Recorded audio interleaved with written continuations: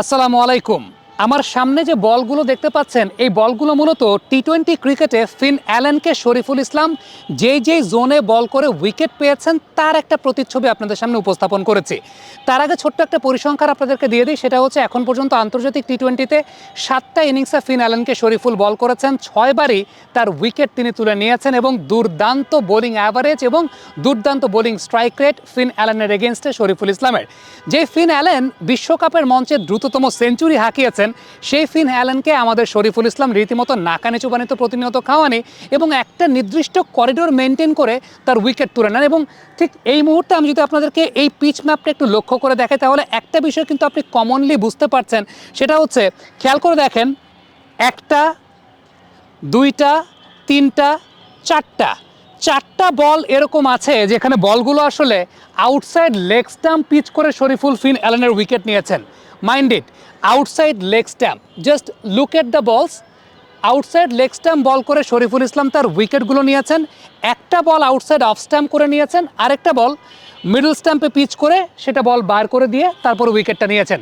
তার মানে একটা বিষয় কিন্তু একদম পরিলক্ষিত, সেটা হচ্ছে ফিন অ্যালেনের এগেনস্টে একটা ডেটা অ্যানালাইসিস করেই শরীফুল ইসলাম বোলিং করতে নামেন এবং একটা কমন করিডোর মেনটেন করে তিনি সবসময় ফিন অ্যালেনকে ডিসিভ করার চেষ্টা করেন এবং সেটা হচ্ছে আউটসাইড লেগ স্ট্যাম্পের জায়গাটা। এবার আমরা যদি একটু ভিডিওগুলো আপনাদেরকে প্লে করে দেখাই, যেটা তো আমার এখানে আপনি পিচ ম্যাপ অনুযায়ী দেখলেন, তবে আমি ভিডিওগুলো যদি প্লে করে দেখাই তাহলে খেয়াল করে দেখবেন আউটসাইড লেগ স্ট্যাম্প ওই করিডোরটা মেনটেন করেই maximum number of occasions Finn অ্যালেনকে শরীফুল ইসলাম আউট করেছেন। একদম প্রথম যদি বলি যে আউটসাইড লেগ স্ট্যাম্প একটা বল পিচ করেছিলেন একদম পায়ের সামনে পিচ করে একদম ব্লাইন্ড জোনে বল পিচ করিয়ে তারপর সে বলকে ভেতরের দিকে ঢুকিয়েছিলেন এবং বারংবার যে বিষয়টা দেখা গেছে সেটা হচ্ছে এই লেগ স্ট্যাম্পের বাইরের করিডোরটা মেনটেন করেই শরীফুল তাকে অর্থাৎ ফিন অ্যালেনকে ডিসিভ করেছেন। আবারও বলি, ক্রিকেটে নাওয়াডেজ ডেটা অ্যানালাইসিস যে আসলে কতটা গুরুত্বপূর্ণ একটা বিষয় এবং প্রত্যেক টিমের সঙ্গে একজন করে ডেটা অ্যানালিস্ট থাকেন মূলত একজন ব্যাটারের এই ভুলভ্রান্তিগুলো বের করে দেওয়ার জন্য। এবং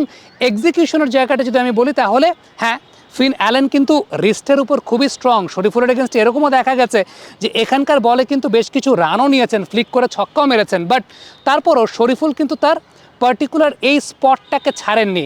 যেটা করেছেন ব্যাটের সামনে কখনো রেখেছেন, ম্যাক্সিমাম নাম্বার অফ ওকেশনস আমরা দেখেছি যে ব্যাটের থেকে একটু দূরে এবং ব্লাইন্ড জোনটা মেনটেন করেছেন। দর্শক, আমরা যেটা জানি যে আপনি যখন এইভাবে ব্যাটিং করতে দাঁড়াচ্ছেন এই জোনটাকে কিন্তু আপনার ব্লাইন্ড জোন বলে, অর্থাৎ এই জোনটা হচ্ছে আপনার ব্লাইন্ড জোন। আপনি নর্মালি একজন ব্যাটসম্যান যখন ব্যাটিং করতে দাঁড়ান আপনি এই চোখ দিয়ে যদি দেখার চেষ্টা করেন এই জায়গায় কিন্তু একটু ইলিউশনের মতো একটা কাজ করে, এক ধরনের একটা অপটিক্যাল ইলিউশন কাজ করে যে হয়তো বা ঠিকঠাক মতো বলগুলোকে বোঝা যায় না যে চোখের এদিকে আসছে।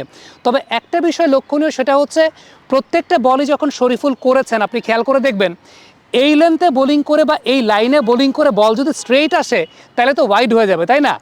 ফিন অ্যালেনকে যে বলগুলোতে ডিসিভ করেছেন শরীফুল, এরকম লাইনে বল পিচ করেছে ঠিকই, কিন্তু পিচ করে সেই বলগুলো কিন্তু বাঁক খেয়েছে, অর্থাৎ সেই বলগুলো কিন্তু মুভমেন্ট পেয়েছে।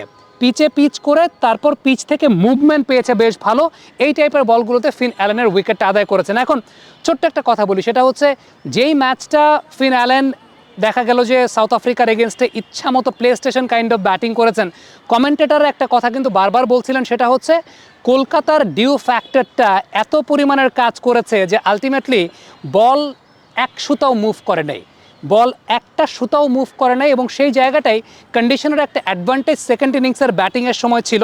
মূলত ডিসেম্বর মাস থেকে এপ্রিল মাস পর্যন্ত ইডেন গার্ডেন্সে এই প্রবলেমটা থাকে বা সেকেন্ড ইনিংসের ওই সময়টাতে ব্যাটসম্যানরা এই ফেভারটা পান। তবে ডেফিনেটলি এই জায়গাটা ব্যাটসম্যানের ক্রেডিটটা তো দিতে হবে এই কারণটা হচ্ছে যে ব্যাটসম্যানকে তো রানগুলো মেরে খেলতে হবে, বাট ওই যে কন্ডিশনের সুবিধার জায়গাটা যে বোলার বল মুভ করাতেই পারেন নাই, সামান্য পরিমাণ বল মুভ করাতে পারেন নাই, যে কারণে ওই অ্যাডভান্টেজটা কিন্তু ওই সময়টাতে খুব ভালো মতো পেয়েছেন ফিন অ্যালেন এবং তিনি এক্সিকিউট করতে পেরেছেন। আদারওয়াইজ আমরা যদি শরীফুলের ক্ষেত্রে লক্ষ্য করে দেখি যে শরীফুল যতগুলো উইকেট ফিন অ্যালেনের আদায় করেছেন আপনি একটু চিন্তা করে দেখেন যে এই জোনে পিচ করা বলগুলো যদি মুভমেন্ট না পায়, স্ট্রেইট পায়, প্রত্যেকটা বলে কিন্তু ওয়াইড। দ্যাট মিনস শরীফুল যদি ইডেন গার্ডেন্সে মানে সেদিন বোলিং করতেন সেমিফাইনাল ম্যাচে ফিন অ্যালেনকে, তাহলে এই জোন থেকে আমার মনে হয় না যে ফিন অ্যালেনকে আউট করতে পারতেন, কারণ মিনিমাম মুভমেন্টটুকু ওই দিন সাউথ আফ্রিকান পেস বোলাররা পান নাই। যেটা কমেন্টেটাররা বারবার বলছিলেন যে ইটস অ্যান আনবিলিভেবল সিনারিও যে একটা ফোঁটা এক সুতা মুভমেন্টও কিন্তু আলটিমেটলি পাওয়া যাচ্ছে না পিচ থেকে। সো শরীফুল ফিন অ্যালেনকে ডিসিভ করেছেন, 6টা উইকেট পেয়েছেন। অনেকেরই একটা জিজ্ঞাসার জায়গা ছিল যে আসলে কিভাবে কোন ট্যাকটিক্সের উপর বেস করে শরীফুল সেই উইকেটগুলো পেয়েছেন। জাস্ট একটা বল আমি যদি দেখাই, সেই একটা বল কিন্তু এই জায়গাটা থেকে, অর্থাৎ অফ স্ট্যাম্পের বাইরে। আদারওয়াইজ প্রত্যেকটা ক্ষেত্রে শরীফুল মেনটেন করার চেষ্টা করেছেন লেগ স্ট্যাম্প করিডোরটা বা লেগ স্ট্যাম্পের বাইরের করিডোরটা। একটা বল একটু একদম লেগ মিডলে পিচ করা ছিল, একদম সেখান থেকে বলটা বেরিয়ে গেছে, সেরকম আমরা দেখতে পেয়েছি। বাট ফ্যাক্ট ইজ, আমার কাছে যেটা ব্যক্তিগতভাবে মনে হয় সেটা হচ্ছে শরীফুল সবসময় এই করিডোরটাই মেনটেন করতে চেয়েছেন, তাকে ব্লাইন্ড জোনে খেলাতে চেয়েছেন এবং মুভমেন্ট ওয়াজ দ্য কি। ফিন অ্যালেনের মতো ব্যাটসম্যান, তাকে যদি আপনি মুভমেন্টে বিট করতে পারেন, this is the only way to beat him. এবং যদি বল কোনোদিন স্ট্রেইট আসে, কোনো প্রকার মুভমেন্ট না করে, আমার মনে হয় যে Finn Allen can destroy every kind of bowling line up, যেমনটা তিনি সাউথ আফ্রিকার ক্ষেত্রে করেছেন। কমেন্ট বক্সে আপনাদের মন্তব্য মতামত জানতে চাইবো, লিখে পাঠাবেন।